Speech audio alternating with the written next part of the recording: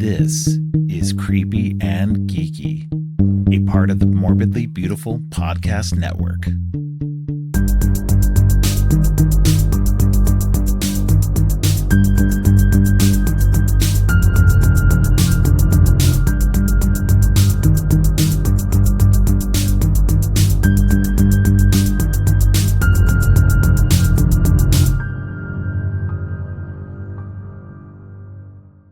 Welcome to Creepy and Geeky. I'm your host, Robert, and today we have a bonus episode. Katrina is back to talk about a bunch of movies she and I have seen together at the theater. Welcome back to the show, Woot Katrina. woot. Woot woot. Sorry, I was a little early on that. Just a little bit. You're excited, so that's good. Yeah. That's the kind of energy I want to bring to this. So we last did this, and we last ended with The Flash, and since then, I've wanted to do this a little bit more regularly, at least with the amount of movies that we were watching, because we were watching quite a few there for a while, but now it'll probably start to slack off a bit, not just because movies are going to be a little bit less, I guess, often, but also that yours and my schedule are both busier going forward. So with the last episode, I think we did like 5 or 6 movies. And then this one's going to have 9 movies in it that we've seen in the theater. Plus, I want to talk about one other movie that I saw that you haven't seen. And you can talk about a movie you saw that I did not see. So, so we'll get into that once we get there. But for now, let's go ahead and start it off since we have so many movies to talk about. We're going to go ahead and start from the oldest movie since the last time that we had this kind of episode. So we're going to talk about The Blackening.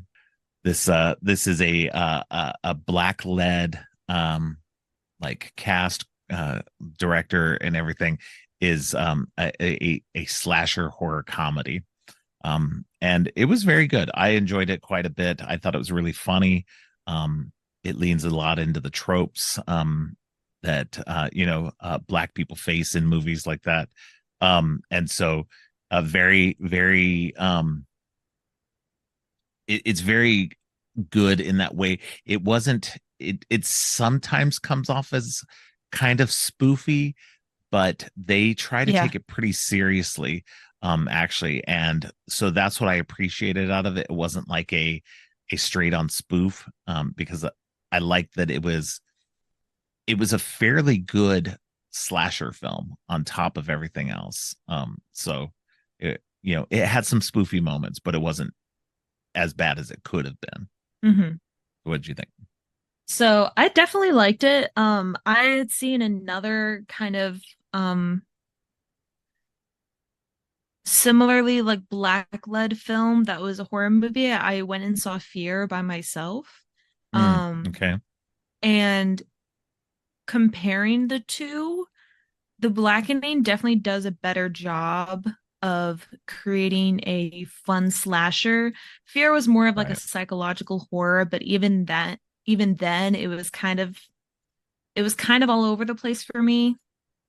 Like other people may have liked it, but it was just Fear was a little harder to grasp what they were trying to. I mean, it's about like conquering your fears or whatever, but it's like, I don't know. I just felt like the message kind of fell flat. It didn't work for you. Yeah. But Blackening, they're like, I don't know if there's necessarily a message. It's mainly just like a fun, silly slasher, in my opinion. Exactly. It definitely has some like moments where you're just like, oh, like there's some interesting moments, like as a white person, like seeing black films is sometimes educational in learning culture and and I think that there's not a lot of black-led horror films, and I think this one did a really great job, and I hope that there's more that come into the genre of horror. Right. after Yeah. this. I think Blackening is a very good like step in the door for other Black filmmakers to start making um, more of them, and hopefully they'll take Blackening as an example of how to do one that does well. Right. Well, and I think it's interesting too because somebody brought this up the other day, and I don't know if it was in regards to the blackening, but they saw a blurb that was like, um, in it's this year's Get Out, and so somebody Mm. pointed out was, and I think it was about the blackening, and somebody pointed out this is nothing like Get Out No, it's at not. all, except for that it's about black people. And Yeah. so people need to And stop that doing that. And that's if that's your there's like a only white like kind of there's obviously yeah, a very like racial like the white people are after the Black people right. basically. So like But I don't so yeah. that only that's basically the only similarity Yeah, between the two. And it right. kind of diminishes what kind of movie The Blackening is and what kind of movie Get Out is by comparing Right. the two when they're so starkly different in their Well, and the content. only connection is that they have black people in them. So it's like stop using that as your metric of comparison. Oh, it's this year's Get Out. No, it's not. Stop doing that. You're just telling on yourself that, oh, it's the new black horror movie. Yeah. It's like stop doing that. Like, if you can't figure out another way to compare it to something else, then stop doing it in that way. It doesn't need to be compared to Get Out in that way at all. Yeah. Let them be separate, let them succeed on their own. So, but yeah, I had totally forgotten about Fear. I did not see that one. That one did not look interesting to me. But I remember Yeah. you going and seeing it and telling me afterward that it ended up not being that great. So, but yeah, no, the blackening is as soon as I saw it, and in fact, Donna was the one who told me about it. Mm-hmm. And so I was immediately like, as soon as I saw the trailer for that, I was all in because I love a good comedy, I think a I good was horror working and saw comedy. the poster and I was like, "Oh, this looks interesting" because the Yeah, tagline was "We can't all die first." And right, I think that's a really funny way of getting people like interested in watching the movie because like there's that whole trope that the Black person dies first in horror movies. And right. so it's true. They can't all die first. So Yeah. Well, and like I've mentioned this but before too, is that like in large part, that is a trope that it it happened quite a bit, don't get me wrong.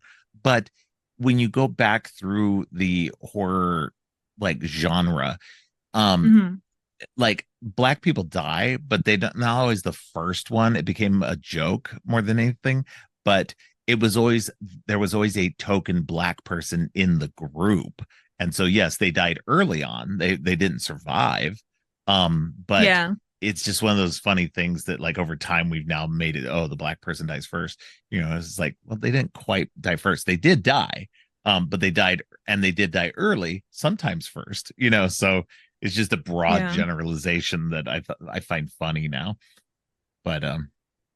But anyway, but yeah, it's a good movie. I believe it's now available for video on demand purchase, and probably should be available for rental here pretty soon, if not already. So if anybody hasn't seen it yet, definitely go give it a try. It's a fun movie.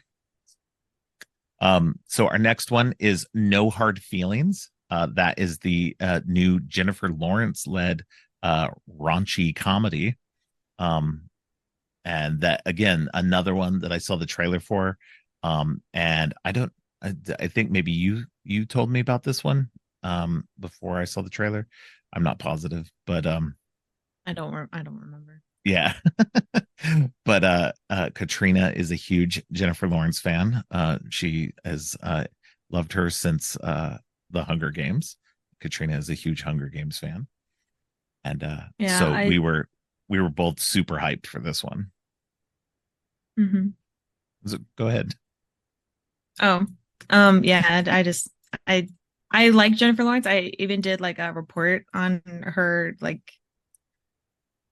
um fame and like her Oh yeah. celebrity like thing back in like fifth grade because you were supposed to like You're supposed to like do like a report on like somebody famous, I think, or like somebody who Maybe somebody inspired you you. admire. Yeah. Yeah. And so I chose Jennifer Lawrence.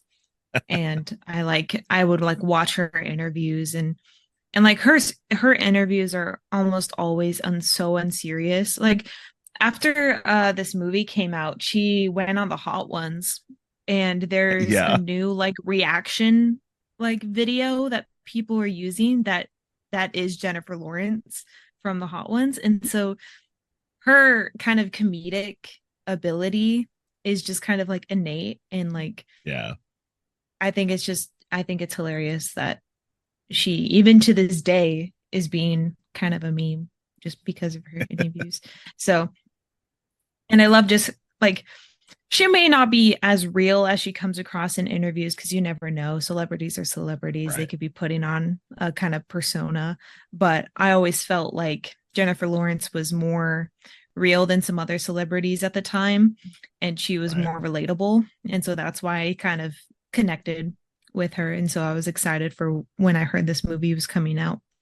Um, Especially because I feel like the raunchy comedy genre has been kind of lacking in recent Mm-hmm. years. Yeah. Um, at least since I started working at the movies in 2021, there haven't really been a lot of movies like that. I can't even think of a single one before No Hard Feelings that because I honestly can't think of one.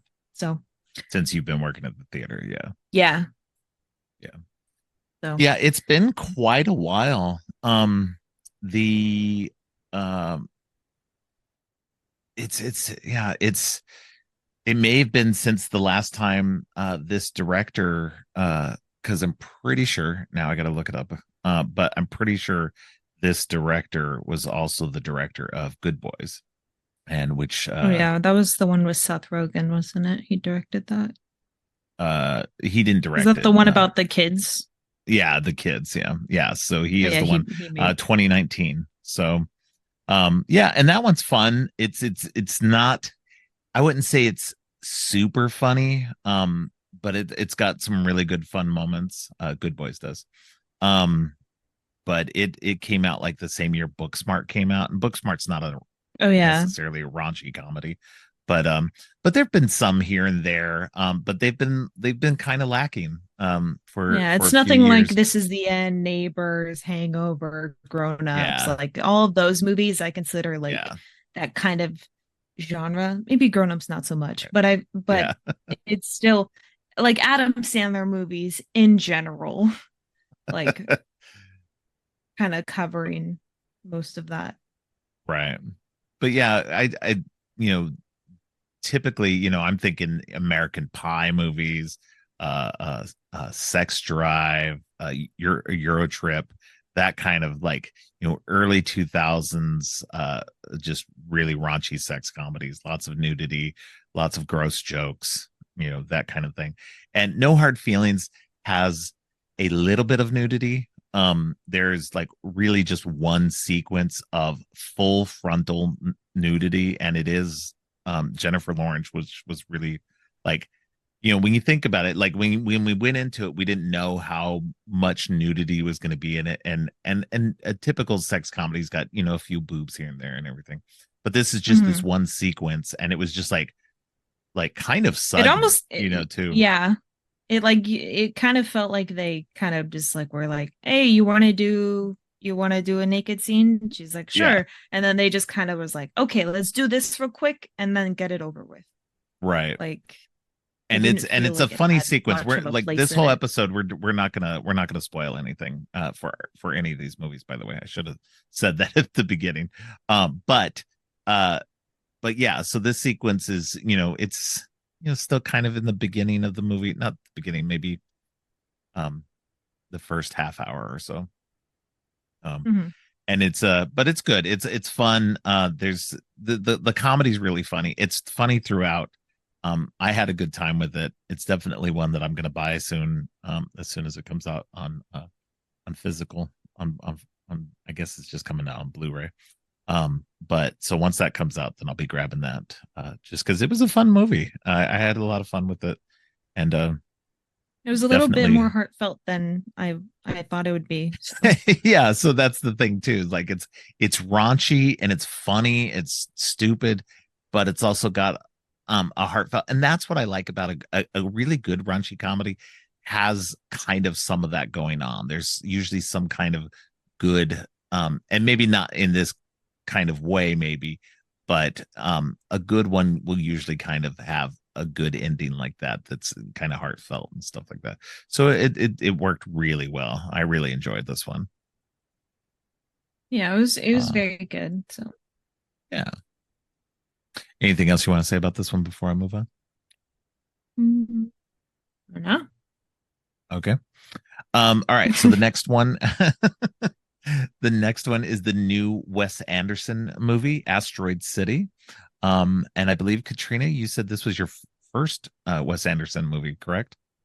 Yes.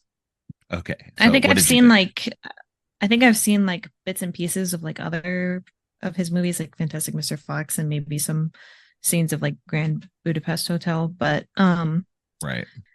as for this movie, um for the first like Wes Anderson movie I had watched in full, I left the theater um kind of just like not even like what did I just watch? Like not even like, oh, that was like terrible. I was just kind of like, blah. Like, I don't know. I didn't really get anything out of it. Um, and I don't know if you were supposed to. I mean, there were parts that were definitely like kind of weird. Um, Right. and like kind of like what the fuck is going on? But I don't know Wes Anderson's films, and maybe that's just his like directing style. And I just don't like his directing style, I guess.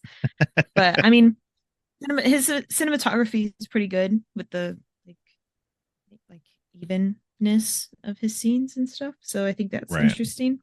It was definitely interesting how the movie like played out because it's telling a story from like I think another thing about it was that I was getting confused on which perspective we were supposed to be paying attention to Right. because I think there was a character. I thought there were three different stories going on, and I couldn't figure out when they were jumping between each stories. It kind of was just like melding together. So Well, there like was like two when it was telling, layers. Yeah. yeah, and then there was like a third thing. Like I'll talk about it later when we can act like we don't have to be spoiler free. But there was like a third thing that I was like, what happened to that? So I just it was very interesting.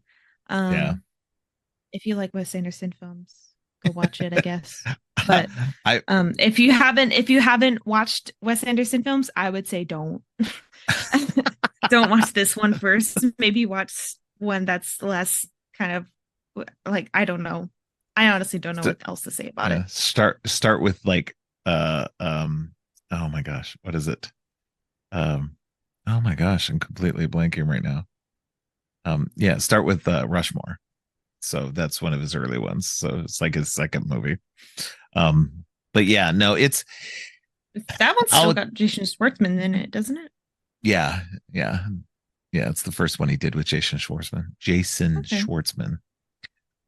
Yeah, he yeah. Um yeah, no, I saw somebody the other day say this was the most Wes Anderson movie yet. So um it's and it's funny, like I think this is the first one that I've seen since Moonrise Kingdom. I haven't seen the animated ones, and I haven't seen Bottle Rocket or Grand Budapest Hotel or The French Dispatch. So I saw the other ones, and this is the second one. This was only the second one I've ever watched in the theater. The only other one I saw in the theater was I not think of his movies right now. Do do do do do. And the internet doesn't want to work on my phone. The Life Aquatic. So I saw The Life Aquatic, and the only reason why I saw The Life Aquatic in the theaters is because I was working in a theater at the time. So, uh, but and now Katrina works in theaters. But Mm-hmm. yeah, so I think that it's an interesting movie. I gave it 4 stars. I just looked and you only gave it 2 stars, so I see that you're just kind of about it. But I thought it was good. I like Wes Anderson's quirkiness. They don't always work for me. This one worked well enough that I gave it a good score. But it's definitely not something that um unless you're way into his stuff, then you probably won't be into it. So definitely check out some of his earlier work first to see if you're into any of it. Because, like I said, yeah, and I agree with people, this is probably the most Wes Anderson movie of them yet. So, all right. So next up, Indiana Jones and the Dial of Destiny. This is again another movie in a series. I mean, technically, the Wes Anderson movies aren't in a series, but this is the first movie in a series that Katrina has seen. She has not seen any of the other Indiana Jones movies previous to this. Again, I've seen clips and like scenes and Yeah, stuff from other things, but not ever watched the full thing. So right. I mean, it's kind of hard not to, like, in this day and age, it's kind of hard not to have seen bits and pieces of stuff that is like Indiana Jones or Star Wars or some of the older things that just big cultural touchstones for us. But I think it's weird that at some point I didn't ever show you these. So it's just funny. There's quite a few movies that I think I go back and go, I didn't show you guys these movies. But and part of it's because you weren't interested and I didn't want to force things on you. So I want you to come to movies when you're ready for them more than anything else. And that's sometimes I'm like, hey, take me to these movies, and then I'm like, wait, did you even want to see this? But normally you're like, okay, yeah, I want to go see it at least a little bit, enough to go watch it with me. yeah, So but what did you think of this one overall? I really enjoyed it. Honestly, I really enjoyed it, and I like want to watch it again. And I don't know. I For the first Indiana Jones that I've seen, it was really good and left me with a good impression of the series. So I'll Good. have when I have time, I'll have to go and like watch the rest of the films and understand some of the context.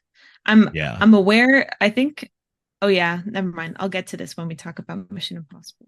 But but yeah, I liked it. I think the main like three people in it were very funny. So it was very fun. I Yeah. liked it a lot. No, I enjoy this one a lot as well. I gave it 4 stars again. My whole thing right now is if I like it a lot, I'm giving it 4 stars, maybe 4.5. I'm trying not to give things 5 stars right out the gate anymore. Because I was doing that a little too often, like giving stuff 5 stars and realizing, you know what, I need to back off that.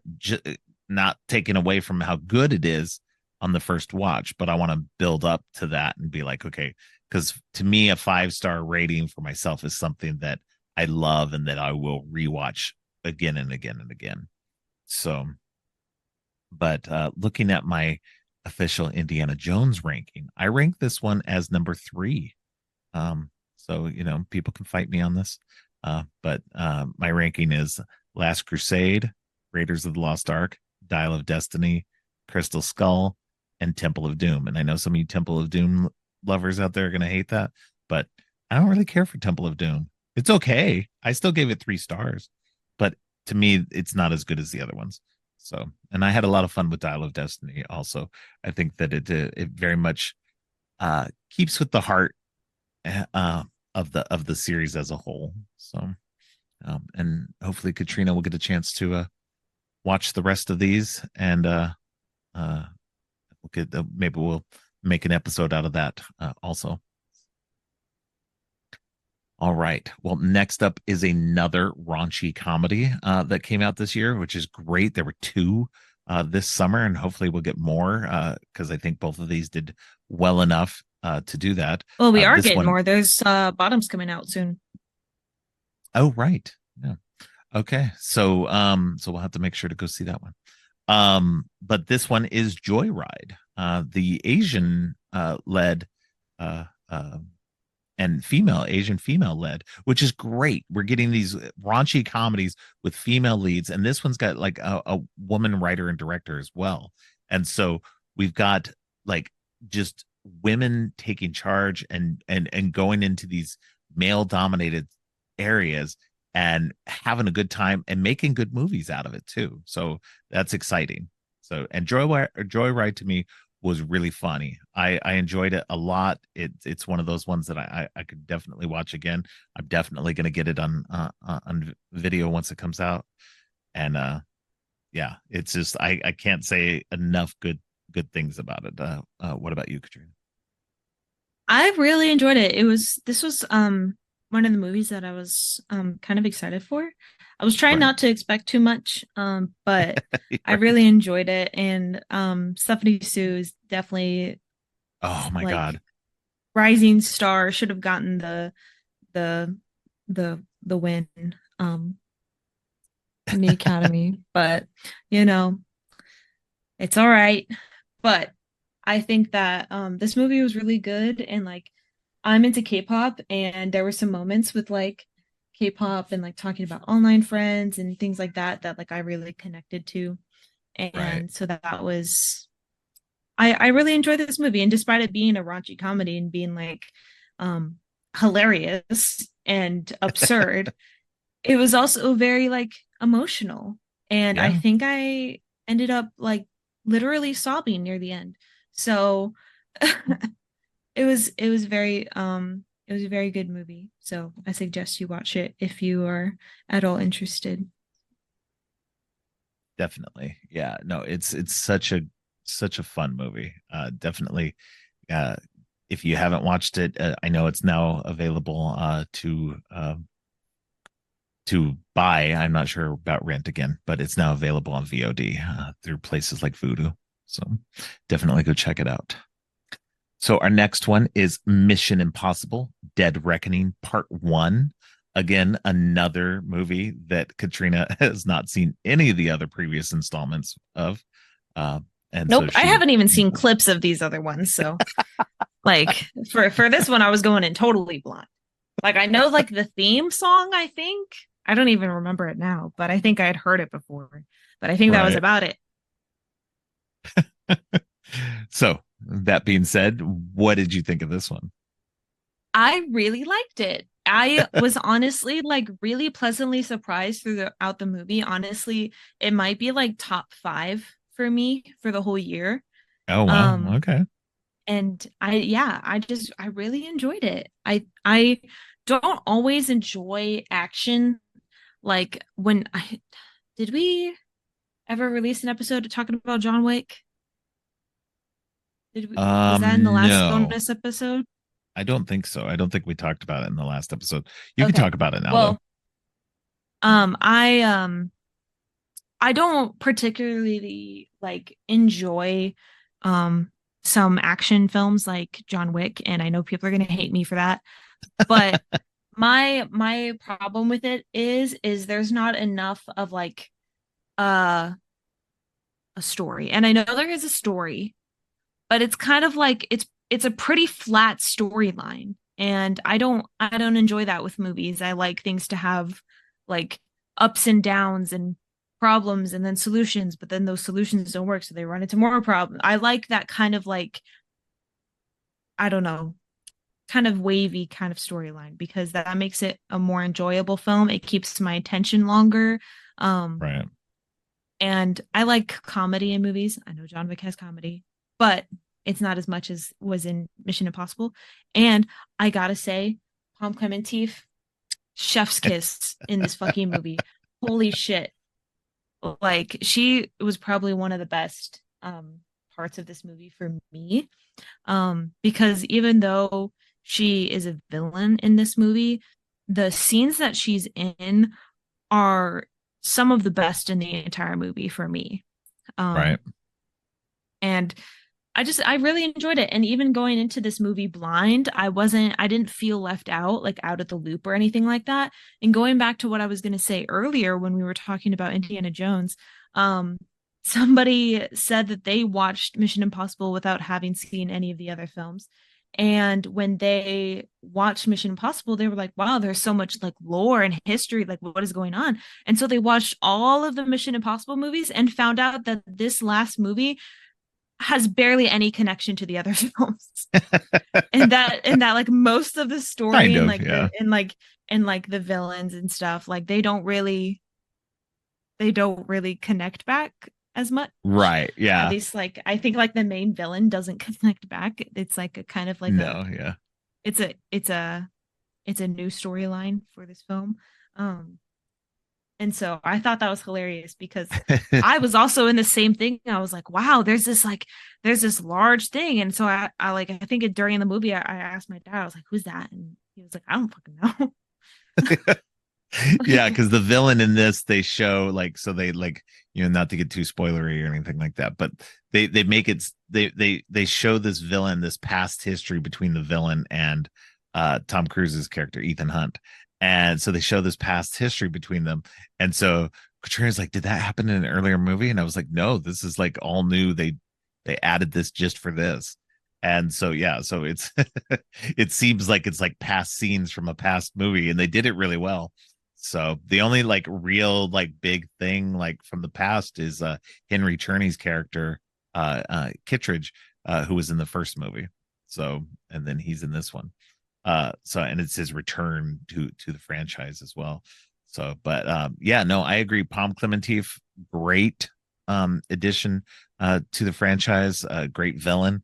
But my main thing in this was Haley Atwell. I love Haley Atwell.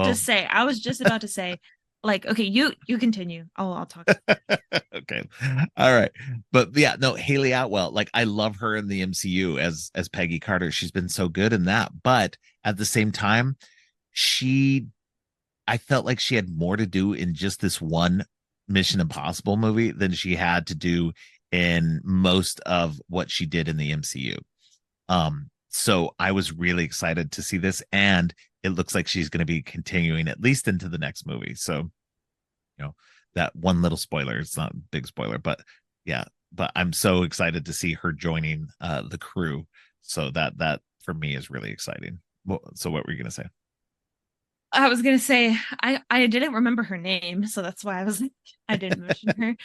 But then I thought of it right before you started talking about her. But like I think the women in this movie are just like are really cool. And like I don't know. It's just I think that it's really cool seeing badass women in badass situations. Yeah, And definitely. these women aren't even like they're not reliant on like the men around them. They have their own like kind of thoughts and feelings and Right. things, and they're not just accessories to the main male actors. They're their own unique characters that have their own stories. And I think that's a really cool part, and I think it's a major reason why I like this movie so much. Right. So yeah. This one is tied for my favorite of the franchise with Mission Impossible Fallout, which was the last movie. So I just think these movies, they for me, the movies have continued to get better. Like number two's at the bottom, and then number one for me. I know, don't come at me for that, but each one has gotten successively better since three on. And they just been building this mythology, and it's just been a lot of fun. So it was definitely, I can't wait for the next one. Uh, I think this is the first one I've seen in the theaters in a long time as well. Because I was excited for it to see what they were doing, especially Haley Atwell being in it was a big draw for me. So all right, well, speaking of women who are in charge and doing their thing, we're down to Barbie, which was like obviously in the by this point in the culture, it's huge. It was huge before it came out. It's even huger now. It's already passed $1 billion in the box office, which is crazy. And that's awesome. It's the first female directed movie to hit $1 billion. It's long overdue. It should have been something done a long time ago. But this speaks to both Greta Gerwig and Noah Baumbach for writing it, Greta Gerwig for directing it, and Margot Robbie for producing it and starring in it. So it's a great movie. I had a lot of fun with this. Everybody bitching and complaining about it being woke and everything like that just needs to be quiet. It's just a good movie. And as a man, I don't feel emasculated by it at all or anything like that, you know? If you So have it's women just in your life and you come out of this movie thinking that it is a, like that it's a hating on men or anything manslander like that. like Yeah. kind of thing, like that's you definitely did not watch the same fucking movie, and you should never be around another woman in your entire life. Um like you like if you come out of this movie thinking that, like, I really don't get it. Yeah. Like this movie is all about like empowering women and giving them the option to be more than what society thinks they should be. And I think that that is a great message. And there's some people who are concerned that this movie is not for kids. And despite some moments of like suggestive humor, I think there's only like a couple. Um, this movie is a really great movie to show kids, and I think that um, it'll engage them, and they'll be able to grow up in a world where movies like Barbie get $1 billion in the box office. So Yep. I think Yep. that's really cool. And this Yeah. movie is awesome. And fuck you, Billie Eilish, for making one of the saddest fucking soundtrack songs in the world. Yeah. No. If you don't come out of this crying, you have no heart. So I'm just That's sorry. not Yeah. true. That's not true. If you don't come out of it crying, that's okay. Some people just don't cry Fine. like that. But True, true. but I'm it just a big baby these days. Oh my God. I yeah. cry at every movie now. It's ridiculous. I always And look I'll over admit at it. you in the movies and I'm like, I'm there like like sniffling and like Well, you're sobbing and sobbing. I'm trying just and like tearing and up. trying I've got like and like tears. Yeah. I look over at You're you like and snotting. I'm just like I'm trying to like stay quiet because I don't want to like wail like, and it's terrible. But yeah, Barbie is a definitely a go-to movie. If you haven't seen it in theaters yet, do it. It's gonna be in theaters for a good long while because it's still doing numbers. So Yeah. if you haven't gotten the Go see chance, it. go ahead and go and see it as soon as possible. Yeah. All right. So, all right. So we're down to our last two movies. They're two recent Woo-hoo. movies. I'm going to start with Teenage Mutant Ninja Turtles, Mutant Mayhem, um, which was, I believe, the first Turtles movie I've seen in theaters since maybe the 1990 live action version. Uh, it's been quite a while. I may You're have seen, old. I'm just kidding. shut up. I may have seen the second movie in theaters. I'm not positive, but yeah, this is the first one I've seen in a long time. I wouldn't say I'm a huge Turtles fan. I read some of the original comic books back in the 80s, the old Eastman and Laird stuff. But I watched some of the cartoon, but it was never really my thing. So so it wasn't huge, and so I wasn't going to go see this, but then people online started talking about it and saying how good it was and everything, so I was like, okay, I'll go watch it. So and I think you were kind of the same, right, Katrina? At first you weren't um into it, but then like you started hearing good word of mouth. um I what, was interested in it based on the trailers because of the animation style. right. And after seeing Across the Spider-Verse, it really like was like, oh wow, like that's actually like I'm I think I like that animation is taking a turn away from the kind of 3D modeled animation that like Disney has been producing and Pixar has been producing. I think that even though that animation style was an innovation at the time, I think I'm glad that people are taking more creative risks for animated films, and I'm excited to see more studios taking these risks to see what kind of art they can create for these films. And I think Right. because they're doing it with like huge franchises like Spider-Man and Teenage Mutant Ninja Turtles, I think that's a really great way of not just doing it for like indie animation. Right. So I think that's really cool. So Yeah. so I was excited for it before it happened, but then Okay. people were saying that it was good, and I was like, oh yeah, I do have to see it. Yeah, no, it's fun. It's a lot of fun. I think it's a lot of fun for kids and grown-ups. It's got a lot of gross humor to it. Which I saw somebody made a good mention about. It's very much in the Nickelodeon mold, the kind of old school Nickelodeon mold. Yeah, for sure. Nickelodeon's always had that gross humor with the slime and all of that. So it's very much in keeping with that aesthetic and history. And So I would say that's that like a this lot of movie fun. is a very like it's good for kids to go and watch. Like this Oh isn't a yeah. movie that like I think kids would really enjoy watching this movie. So if you've got kids, then you can take them to this one. It's Yeah. I would say, it's a lot of like fun. elementary school, kind of like maybe late elementary school age and up, you know. Yeah. Little kids will have fun with it too, but I don't think it's going to hold their attention as much. So, Yeah. but it's a lot of fun. So it's fun for all ages. So, Yeah. Fun for everyone. uh, yeah. And it's very in keeping with like they've changed a few things. Like, April's in high school. And so they've changed a few things to put their own little spin on it, but I think it holds up well. It adds some newness to the overall mythology of the turtles themselves. So I'd like to see a sequel. I think it's doing good numbers, so it could potentially spawn a sequel. Hmm.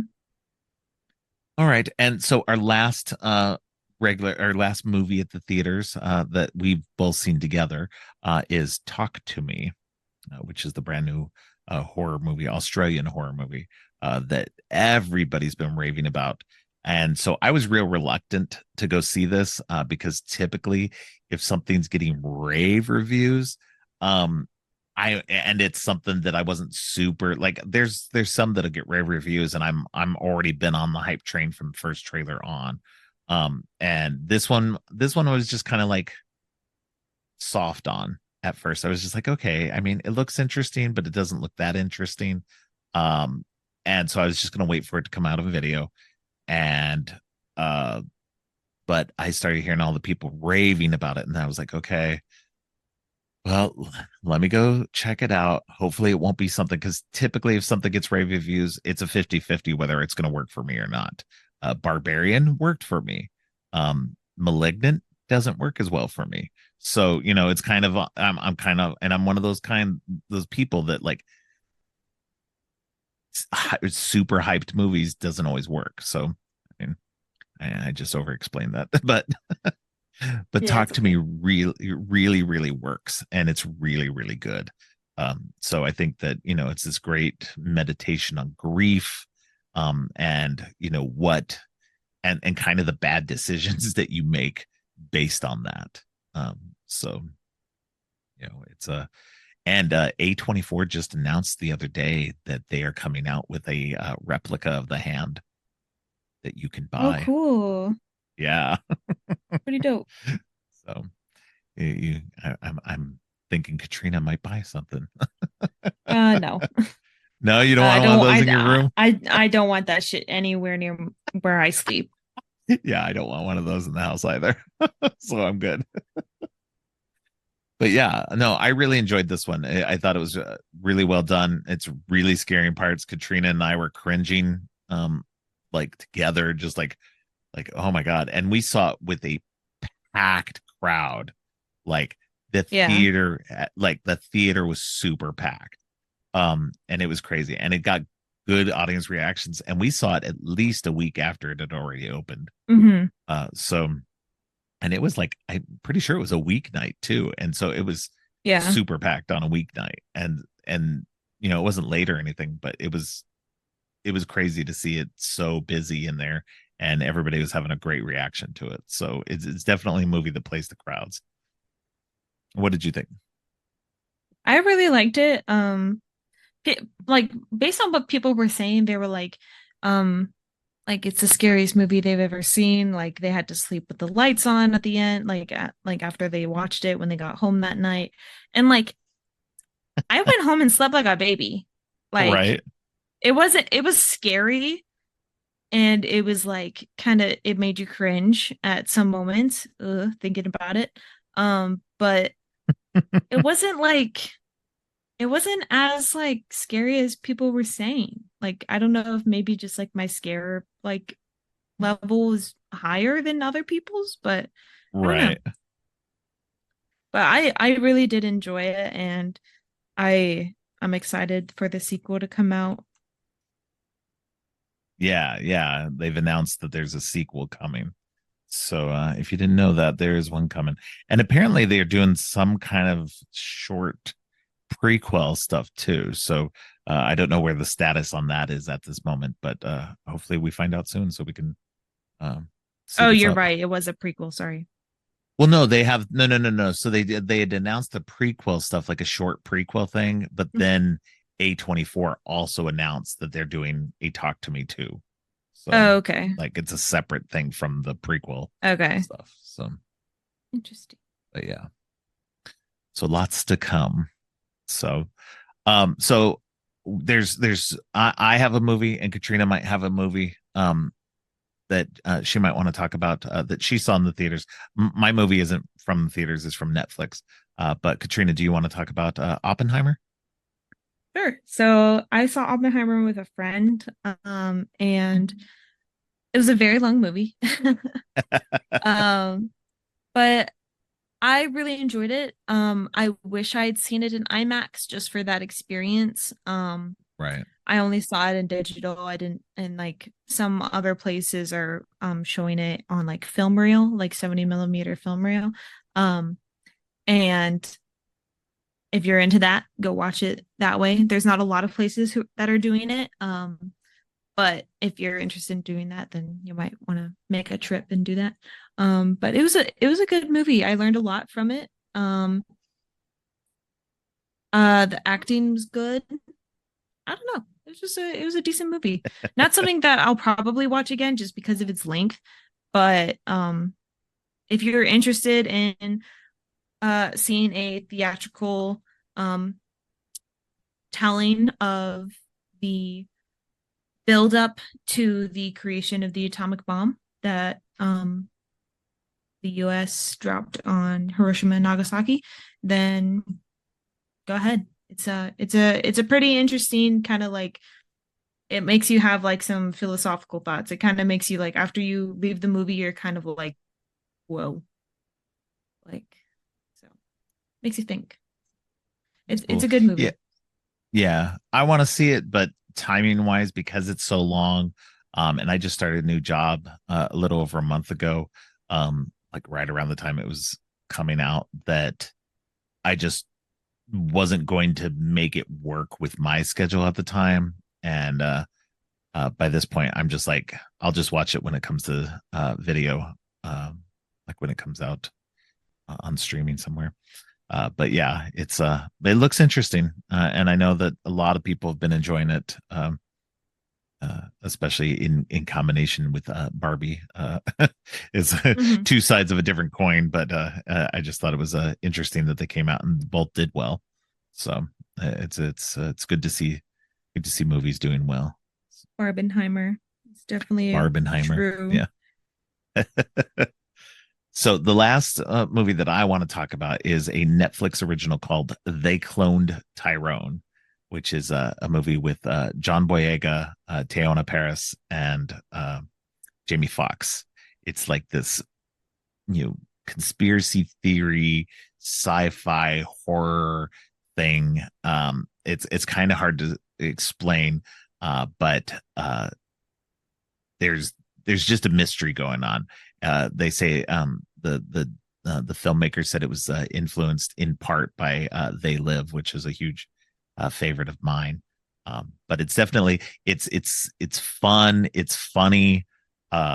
It's got some good action. It's got it, and it's just really a fantastically fun, interesting film. Um, I think that it does suffer a little bit, the same as like a lot of Netflix movies, by being just a hair too long. They could have trimmed off maybe 15 to 20 minutes, and I think that it would have worked even better. But overall, it's really good. But definitely check out a trailer um, online on it, and I think that people who like this kind of thing will be very interested in it. Um, but it's just a lot of fun, and I can't speak highly enough about it. It's definitely one of those movies that I'm going to suggest to people often. So, but that's it. That's all we got. Those are our movies that we've watched up to date at this point. At the theaters. So we'll try to do another one of these next time. Maybe not one that's as long with all these movies and everything, but something else that will, after maybe 4 or 5 movies, something like that, something slightly shorter than this, Mm-hmm. so that we can do them a little bit more timely. But again, like I said, Katrina's actually back in school, and I'm now working for the first time in 3 years. So it's so my schedule's both of our schedules are a little bit tighter now. So we'll have to see what happens in terms of actually going to the movies. But there are definitely some more movies coming out this year that I definitely want to make sure I make time for, and we'll make sure to make time to do these bonus episodes as well. All right. Any last thoughts? Anything you want to mention before we sign off? Nope. Okay. All right. Well, why don't you let people know where they can find you online? You can find me on Twitter at RCKMNKY, and I have a pinned tweet there that has the rest of my socials. All right. Cool. All right. Well, thank you for coming back on with me. I know that, like we said, the schedule kind of puts these in kind of a wrinkle, but we're going to try and make them work when we can. So, all right. Well, thanks again, and we'll talk to you all soon.